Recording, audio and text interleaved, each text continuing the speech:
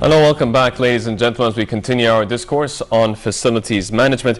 And I'm wondering if the recession or a global financial crisis is a window of opportunity. Isn't that a bit opportunistic, if you will? Maybe it is, but it's opportunistic in that sense, where there's real value to be gained. Yeah. It's opportunistic only in the sense that chief executives in boardrooms, when things and economies are on the up, don't tend to focus very much on that overhead, on that efficiency, because when things are all going very well, nobody's really too concerned. But does that mean that businesses who specialize in facilities management are not affected by the global financial crisis? Is that perhaps a segment or a sector that sees a growth in times of crisis? That certainly was the experience in the UK when facilities management began to emerge, and simply because the value add that you offer through good professional management of the support service activities has a real influence to make in terms of that bottom line, as well as the efficiency of how an organisation might perform.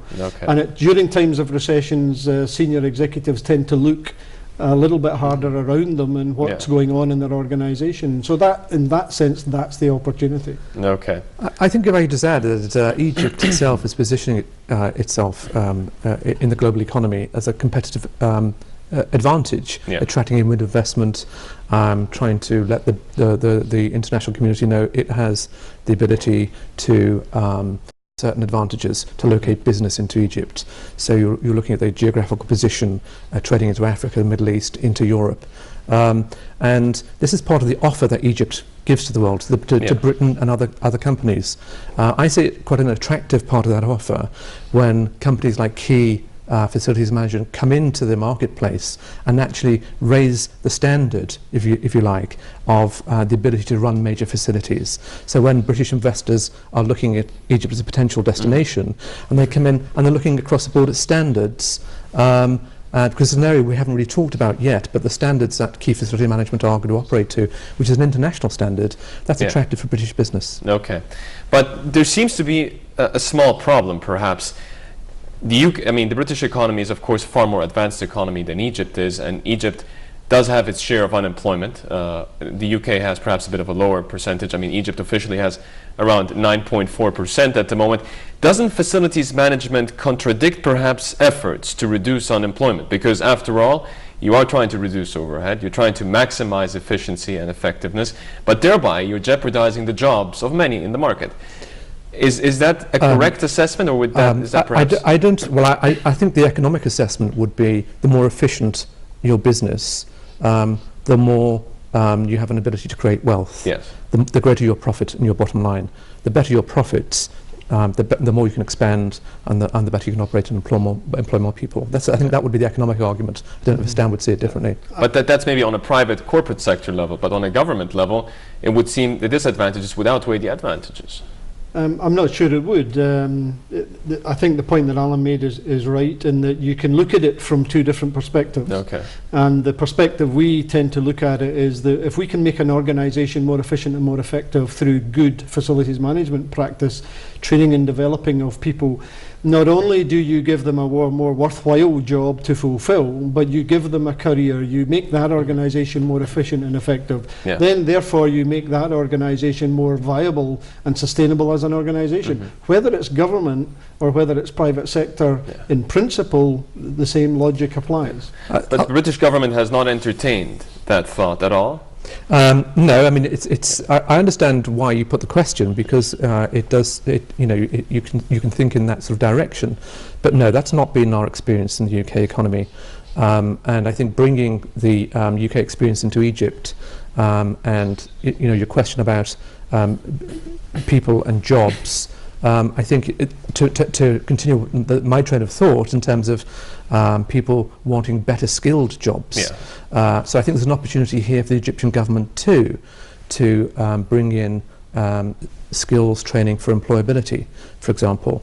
So people want jobs, yes, but I think an economy is going to grow and become a value-added economy if the people within that economy are given better training, better skills. And again, the UK has a very, very good reputation, a good offering in this area, and is already very heavily engaged in the Egyptian economy in the skills agenda. So we recognise that need in Egypt, and we're doing a lot about it. Okay. I would add one comment. Yes. In 20 years of being involved in this business, nobody has ever lost their job as a result of what we've done. Okay. So in this case, it will be just structural, managerial changes, training and development of people, making them more efficient, more effective within the context of the organisation they work for.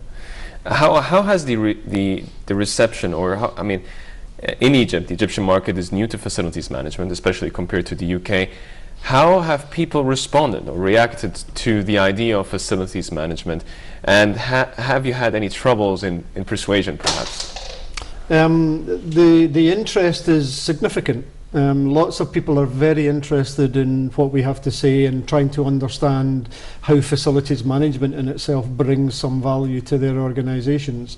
The big question and the big challenge that we've faced is there is a perception that because you're going to bring in a management regime that perhaps hasn't been there before, it's an extra cost. Yeah. That is almost always not the case. Again, even from our point of view, what we bring in is an expertise to do the same for less and more efficiently and more effectively. So there is a barrier, because if it's something that they haven't had before, suddenly this is just going to cost me more money. And that is not our experience.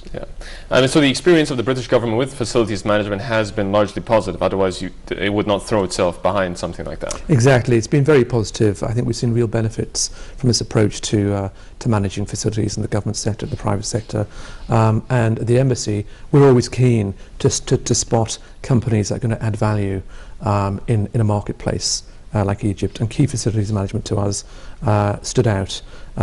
Stan himself as a pioneer of this approach in the UK, recognised for his expertise. So for us it's a privilege to introduce such a forward-looking company. Okay. And how is the competition, even though it's still a market in its infancy, is there competition in the market, and are there a lot of companies that offer facilities management, be it authentic or superficial and shallow? Today there is not. I'm not really aware of a facilities management company. There are facilities services companies, and they both need each other. So the supply chain and good quality and standards of services and support delivery is essential to being able to make what we do at a management level, a tactical and strategic level, be effective.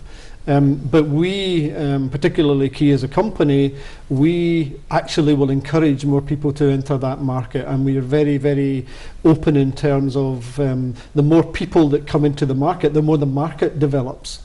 And the opportunities in Egypt, from what I've seen in the last 18 months, are absolutely fantastic. Okay. Ladies and gentlemen, do remember, if you have any questions or comments, please give us a call at 257-94828 to drop us an email at bw@yusufghamediddin.com. We'll take, again, a quick break for us, but not for you. We have an interview to show you, and we will be back right after this.